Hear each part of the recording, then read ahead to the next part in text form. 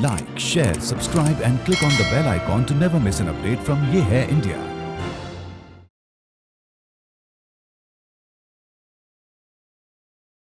क्या आप जानते हैं कि स्टील का आविष्कार दुनिया भर से पहले 500 BCE में भारत में हुआ था? और यही नहीं, उससे भी कई हजार सालों पहले से भारत में कॉपर, ब्रॉन्ज और अन्य मेटल्स का उपयोग हो रहा था। ऐसे ही दिलचस्प फैक्ट्स जानने के लिए देखते रहिए एपिकपीडिया का ये video.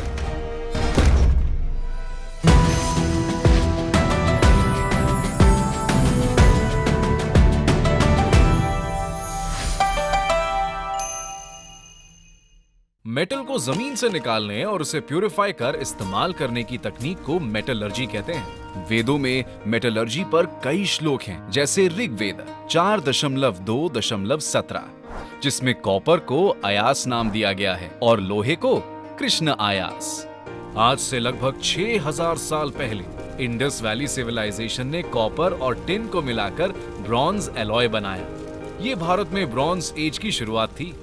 Indus Valley civilisation lost wax casting तकनीक से ब्रॉन्ज के हथियार, आभूषण व मूर्तियां बनाती थी। ये तकनीक अपने समय के अनुसार काफी आधुनिक थी और आज भी इंडस वैली की प्रतिमाएं विश्व प्रसिद्ध हैं अपनी बारीक कारीगरी के लिए। जब दुनिया भर में ब्रॉन्ज एज खत्म हुई तो कई जगह सिविलाइजेशन एकाएक गायब हो गई, लेकिन भारत में इंडस वैली द्वारा बनाई तकनीक लुप्त नहीं हुई। ब्रॉन्ज एज के बाद भारतीय मेटलर्जिस्ट्स ने 500 BCE में दुनिया में सबसे पहले स्टील का आविष्कार किया। स्टील आते ही लोहा और ब्रॉन्ज दोनों ही मेटल इसके अधीन हो गए, क्योंकि ना तो स्टील में आसानी से जंग लगती थी और ना ही ये दबाव में आके टूटता था। ये देख भारत ने स्टील का उत्पादन औद्योगिक स्तर पर शुरू कर दिया। सम्राट अशोक के मौर्यन एम्पायर में भारतीय स्टील रोम जैसे दूर दराज प्रदेशों तक एक्सपोर्ट होने लगा। कहते हैं जब राजा पुरु और अलेक्जेंडर की लड़ाई खत्म हुई तो उन्होंने शांति समझौता में सोना या चांदी नहीं, भारतीय स्टील मांगा। तब राजा पुरु ने अलेक्जेंडर को कई टन स्टील और अपनी तलवार भेंट में दी। मौर्यन एम्पायर के बाद सम्राट चंद्रगुप्त और गुप्त एम्पायर ने इन पुरातन तकनीकों को और आगे बढ़ाया।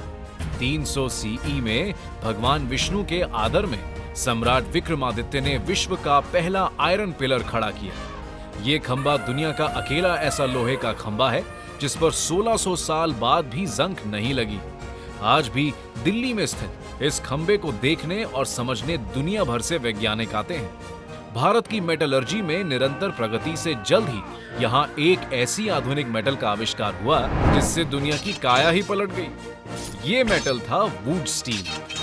वुड शब्द का मूल या तो कन्नड़ा में उक्कू से है या संस्कृत के उच्च से। वुड स्टील क्रूशिबल तकनीक से बनाया जाता है। इसमें एक क्ले क्रूशिबल को रॉट आयरन और कांच से भरकर चारकोल फर्नेस में तपाया जाता है। इस तकनीक में कांच से निकला सिलिकॉन फ्लक्स का काम कर लोहे की सारी इंप्योरिटी सोख लेता है और नतीजा होता था एक ऐसा हाई कार्बन स्टील जिससे बनी तलवारों की धार सालों तक तेज रहती थी। दुनिया की कई चमत्कारी तलवारें जैसे किंग आर्थर की एक्सकैलिबर भी शायद इसी पर निर्धारित थी। 1200 CE में जहां दुनिया वुड स्टील से चकाचौंध हो रही थी, वहां राजस्थान के जावर गांव में भारतीय लोहारों ने तपती फर्नेस में डिस्टिलेशन से भाप की हर बूंद को कंडेंसर में इकट्ठा कर दिया दुनिया को एक नया मेटल, जिंक। इस युग के बाद आयरन और स्टील विश्व के सबसे जरूरी मेटल बन गए। भारतीय स्टील बेचने का ठेका अरब देशों ने उठाया और इस स्टील को नाम दिया फौलाद। यूरोपीय राजा यही स्टील डेमास्कस से खरीदते थे। वो उसे बुलाते थे डेमास्कस स्टील। 17वीं सदी के बाद भी दुनिया में हाई क्वालिटी स्टील का केवल एक ही स्रोत था, भारत। उस समय दुनिया के अनेक वैज्ञानिक इस स्टील को बनते देखने के लिए भारत आए। मशहूर वैज्ञानिक माइकल फैराडे ने सन 1820 तक इसी स्टील की जांच परख की। इस अध्ययन से उन्होंने आधुनिक मेटलर्जी के विज्ञान का आविष्कार किया और उन्हें फादर ऑफ एलॉय स्टील की उपाधि मिली। एक तरफ जहां मॉडर्न मेटलर्जी के आविष्कार से दुनिया में हाई क्वालिटी स्टील का प्रोडक्शन शुरू हुआ, वहां दूसरी तरफ 1857 की पहली आजादी की लड़ाई के बाद अंग्रेजों ने भारत में सारा स्टील प्रोडक्शन बंद करवा दिया।